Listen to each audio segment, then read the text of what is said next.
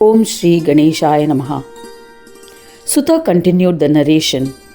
Listening to the prayers of Shiva, Ganesha was pleased with his devotion. Vakratunda replied in pleasant words, O illustrious Shambhu, you were under the spell of my Maya and deluded. By observing penance, your heart and mind are purified. Therefore, you can visualize me, Ganesha, again. O Deva, I am the same Ganesha who had previously bestowed boons on you and enlightened you after being pleased by your penances. It is my Maya that often causes mankind to become deluded. You have forgotten me due to her influence. There is no doubt about it. Saying thus, he dispelled the web of illusion, Maya, engulfing Shiva. As a result, Shiva remembered everything. Remembering everything, Shiva sang stotras in his praise, and the auspicious form of Ganapati disappeared. Shiva tried to visualize the form in his heart by meditating, but the form of Ganesha eluded him. He was distressed. When Vishnu approached him, he too recounted all the events he had experienced to Shiva. He had also experienced Ganesha becoming invisible. All the 5 gods had the same experience. They were astonished. They came together and sang the stotra in praise of Ganesha. The 5 devas extolled, O Vakratunda, we bow to you. To the one who is endowed with 3 eyes, Trinetra, we bow to you. To the 4-armed one, Chaturbhuja, to the one who carries the noose and the goad, Pasha and Ankusha, we bow to you. To the pot-bellied one, Lambodara, our salutations to you. To the one who adorns the Sesha tied around the Nabhi, to the magnificent one with a single tusk, Ekadanta, to the one with ears like the winnowing fans, Shurpakarna, we prostrate to you. We bow to you whose body is coated with a reddish Sindura, vermilion. To the one who is red in color, we bow to you. To the one who is enormous and subtle, Sukshma, we bow to you. To the one who is with Siddhi and Buddhi and associated with sovereign power, we bow to you. To the one who is adorned by the gem Chintamani and hence called by the name Chintamani, we pay obeisance to you. To the unmanifested one, Avyakta, to the one who is beyond experiences of the mind or expression by speech, to Vignesha, we bow to you. To Paresha, Supreme Lord, to the one who cannot be visualized even by the prudent seers, to the one who is known by different names, to the one who entices the illusory Mayika, to Brahmanaspati, to Heramba, we bow to you. Please show your form to the devotees who will be overjoyed with your darshana. We feel protected because of you. To the Sarvanatha, protector of all, we bow to you. When they were extolling thus, Gajanana manifested before them. Seeing him, they reverentially offered a Dandavat Pranam to him. Dundiraja Ganesha lifted them up and said, I am influenced and pleased with your stotra. O Devas, one who reads the stotra will be reckoned by me. I shall fulfill his wishes. In the end, I will bestow him with Sayujya Mukti or liberation. O beloved devotees, listen to my benevolent advice. Do not be proud. I have created all of you from an amsha of me, a tiny part of me. So you are dependent on me. There is no doubt about it. You have been created as a part of my divine play, Krida. You are all absolute Atma. Yet, why did you all get deluded and began competing? I have revealed my enigma to you by which you have acquired the knowledge of the precepts. As a result, you have become endowed with knowledge, forever free of infatuations, moha, and become like me, omnipotent, Atma Rupa. Thus ends the 15th chapter titled The Legend of Ganesha of the first Khanda of the Purana Upanishad Srimad Mudgal Puran describing the legends of Vakratunda, dedicated to Sri Gajanana. End of chapter 15.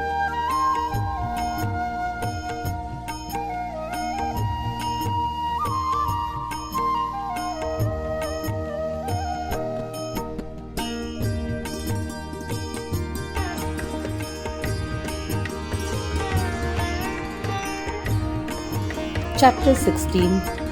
The Essence of Ganesh Gita. Om Shri Ganeshaya Namaha. Shiva continued the narration, listening to the words spoken by Ganesha. The 5 gods became tranquil, bowed to him again, and wholeheartedly said, O Gajanana, please enhance our knowledge. Then Ganesha tells them the essence of the Ganesh Gita, listening to which one can acquire knowledge effortlessly. The title Tvam symbolizes 4 types of dehas, bodies, which differentiate from Brahma. The one that experiences I am He denotes one with the Supreme Consciousness, is the Dehi. Tat indicates eternal union with Brahma. Dehi means Atma. The Dehi which exists in Deha is also of 4 types depending on the type of Deha. The title Tat symbolizes the one and only Brahma. The word Asi denotes the union of these 2 states, that is, Tvam and Tat. This is the Shuddha, pure form of Gajanana. He felt that he must become many, so he created Teja, light. This creation was done by himself. He was awakened by self, so this represents Swataha Utthana. Hence, he is the Swata Utthanaka Brahma. To achieve the rest of the creation of the world, he created Brahma and got the deeds of creation done through him. So even if the Supreme Brahma was the main cause of creation, he got it done through Brahmadeva Brahma. This is Parata Utthana. Similarly, he created Vishnu, Shiva, Surya and Shakti, and he, the Supreme Brahma, Gajanana, distributed the tasks and got it done through them. This is Parata Utthana. Hence, this is the Parata Utthanaka Brahma. Later, Maya in conjunction with Purusha performed many deeds. This is Swataha Parata Utthana. In the body of the Jiva existing in the creation, the same form of Brahma existed, Chidrupa himself, but it was associated with the Maya of Prakriti, endowed with the 3 gunas, Sattva, Rajas and Tamas. This couple is responsible for manifold creation, Utpatti. Hence, it is Swataha Parata Utthana. Here Purusha is the form of Shuddha Chaitanya, pure consciousness. He is infatuated with Prakriti and is united with Prakriti. By this union, Prakriti is endowed with vitality and commences the work of creation. The Brahma, which always exists in absolute bliss, is also called Sankhya Brahma. When the Supreme Brahma does not make any efforts for creation, he becomes Parata Utthana Brahma. The Brahma who exists beyond the Swata Utthanaka and Parata Utthanaka Brahma is known as Swananda Brahma. He is the one who absorbs everyone in himself and the one who brings about the Sanyoga, union of all. O Ishwaras, comprehend that he has differentiated into 5 forms. Hence, this Brahma has been described as 2 types, as Swata Utthanaka Brahma and Parata Utthanaka Brahma. The Vedas have described Brahma in 2 states, Saguna and Nirguna. They are experienced by the yogis in their hearts. It is necessary to comprehend the form that has been mentioned as Asat by the Vedas. Shakti, which is one of the forms of Brahma, is described as Asanmayi. Asanmaya means unreal. It shows non-existing things as existing. Surya, who is the eternal support, is described as Atma. Vishnu is a union of Shakti and Surya and is described as Ananda. Surya gives food, food gives Shakti. Ananda is created from them both. Vishnu is their preserver and hence he is the form of Ananda. Though Shiva has the same form, Tadadikara, as a trifold Srishti creation, Sat, Asat and Sama or Saura, Shakta and Vaishnava, yet is devoid of Kriya deeds. He is not attracted to anything. That is the reason why Neti is said 3 times by the Vedas. He does not wish to perform any deeds, Karya. He does not desire any enjoyments. It has been suggested that he is the 4th Neti. The trifold creation is an infatuation, Moha. But Sadashiva does not get trapped in Moha. Yet, all of them are the form of the same Brahma and hence not different. The Brahma realized in their undifferentiated aspect is Swananda. The Bimba reflection of the 5 Brahmas is Brahma. He is the origin of all. He is the creator. This Bimba created everything and hence he is Pra-Pitamaha, great grandfather. Asat, Shakta Brahma, Sat, Saura Brahma, Sama, Vaishnava Brahma and Neti, Shaiva Brahma. We are all Amsa, form, part of the divine of Swananda. The Brahma which is beyond Swananda is Ayoga Brahma. None of the 5 Brahmas mentioned earlier can enter there, and neither does it enter anywhere. The yogis will not be able to get my darshana in Ayoga Brahma. My darshana can be attained only in the Swa-Samvedya Swananda Brahma. Hence, the Vedas have referred to me as Swananda Vasi. I enjoy by attaining union, samyoga, with the 4 Brahmas and remaining one with them. The yoga which bestows absolute peace, Shanti, is beyond samyoga and ayoga. It is absolute peace, can be attained by restraining the tendencies of the chitta in the niruddha state, chitta vritti niruddha. Chitta is made of the 5 chitta bhumis, namely Kshipta, Mudha, Vikshipta, Ekagra and Niruddha. Chintamani resides in it. Chintamani can be attained by restraining the 5 bhumis. By practicing the peace form of Atma Yoga, observing control over the Atma to attain peace, Shanti, thus attained, is my own form.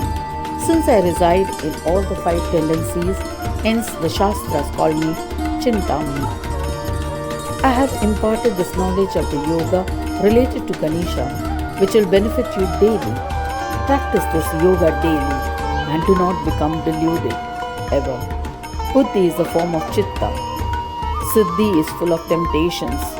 By creating various Brahmas, along with his consorts Siddhi and Buddhi, he conducts divine plays with them.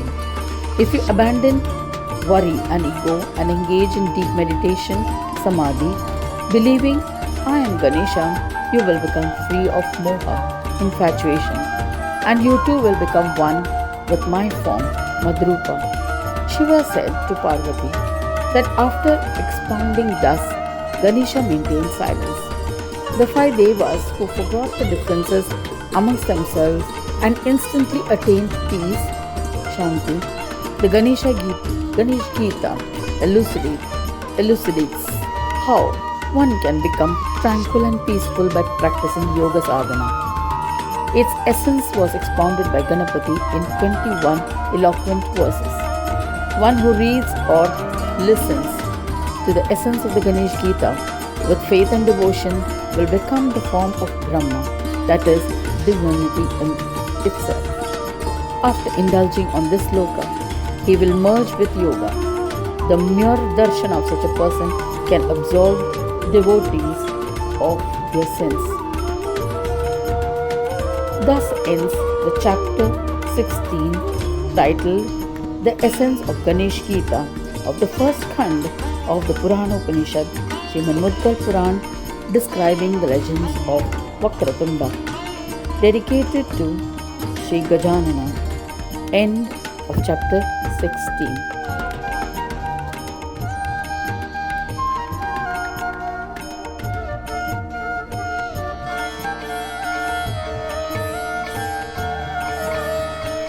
Chapter 17. Conclusion of the dialogue between Shiva and Parvati. Om Shri Ganeshaya Namaha. Shiva continued the narration. After listening to the essence of the Ganesh Gita, the 5 gods were astounded. They bowed to Gananayaka and said, O Lord, you have enlightened us about the truth. O Swami, as a result we have become content and free of infatuations. By your mere darshana, we have recollected our past. O Dundi Ganesha, please explain why we are considered as Brahmas, though we are endowed with gunas, attributes.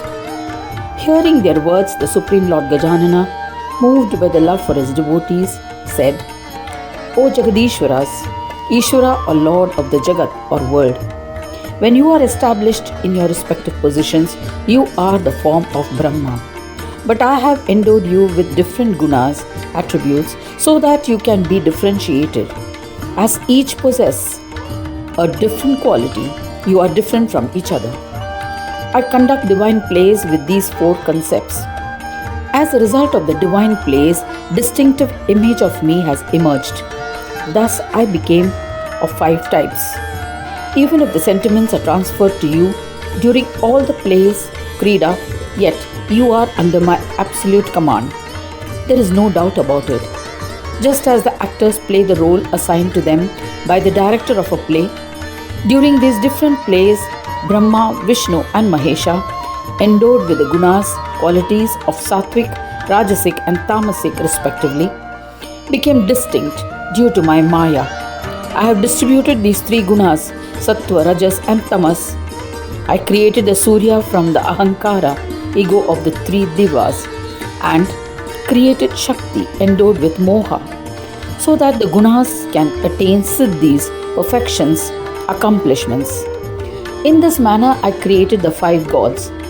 I am the one who illumined the various attributes of the Devas, the one who incarnated and stayed in my Amsha form, part of the divine, as Vakratunda, the Brahma form of Bindu. O Devas, Gudapa is my form in the Turiya state, 4th state of existence. As the form of Buddhi, she is my right side. My left side is the form of Siddhi, where the deeds of the 5 Devas reside. Endowed with Siddhi and Buddhi, I became the form of Bindu Brahma. The Devas have said that the obstacles, vignas, faced by the devotees is expressed by the word Vakra.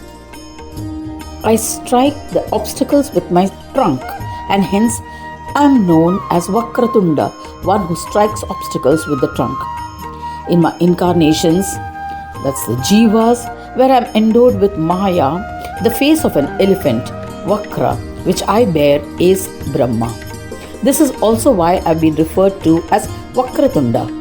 To attain me, you must observe Samadhi, deep meditative state, so that you all can carry out your assigned deeds and I can wander using Maya. I have thoughtfully assumed the form of Bindu Brahma. If I exist in Sthula form, the gross body, then everyone will notice me. But if I exist in the Sukshma form, subtle form like the Bindu, I can wander freely. O Maheshwaras, if you forget me, you will become deluded, influenced by Maya. Therefore, always remember me in your heart. I must always be the worshipped foremost in Karyas for the Devas or Manas, Pitra. Worshipping me will always grant success to all without any doubt. After explaining thus the Lord Ganesha, the protector of Ganas, disappeared. Shiva continued the narration, saying, O Devi, I have expounded the ancient path of meditation. I meditate on Brahma Nayaka Ganesha, Lord of the Brahmas, who resides in my heart. O Parvati, Brahma created the entire universe. Vishnu assumed various incarnations to preserve this world, obeying the command of Ganesha. I, Shiva, perform annihilation. O Parvati, you bestow happiness. Surya became the driver of karma's actions by partitioning time, day, night, and seasons. When you became the daughter of Himalaya, you forgot the knowledge about Ganapa, which you possessed earlier in your heart. O gracious one, I have explained in the best possible way, so try to remember everything about your past life. You are Mahamaya. Visualize Lord Ganapa in your heart. I shall narrate his 8 avatars incarnations briefly. Worship him in that manner and achieving yoga will not be difficult. The Brahma, which is symbolized by the title Pada, Tvam is the first incarnation, Vakratunda. The second incarnation is the Brahma meant by the term Tat, which is Ekadanta. The Brahma, which is the third incarnation as Mahodara, is represented by the term Asi. O Maheshwari, Gajanana is the fourth incarnation who is Sankhya, knowledge or Jnana. The Brahma which resides within you is referred to as fifth incarnation, Lambodara. O Maheshwari. The sixth superior incarnation is named Vikata and is the form of Shabda Brahma, Sat form, as the form of Surya. The seventh incarnation is Vignaraja, who is Vishnu in the Sama form. Sama means equal. The eighth incarnation is Dhumravarna, smoke colored, who is the unmanifest form of Shambhu and hence has been described in the Vedanta by the word Neti, neither this nor that. It has been said that all the 8 incarnations of Brahma are an Amsha form, part of the divine of their protector and driver Ganaraja. Ganapa is the Swa-Samvedya Brahma and has himself assumed these incarnations. O beloved one, so he conducts plays with them like a puppeteer. Ayoga Brahma assumes no incarnations, hence there are no plays associated with this Lord. You must comprehend that it is Swanandavasi who constantly conducts divine plays.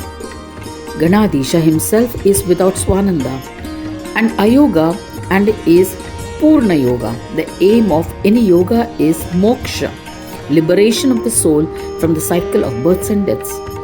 In Purna Yoga, the aim is not liberation of the soul but transformation of human life into divine life and attaining complete peace. By taking support of the path of yoga, yogis attain absolute peace. Shanti, peace. By accomplishing Purna Yoga, they attain Ganadisha. O Devi, I have explicitly elucidated all the answers to your questions.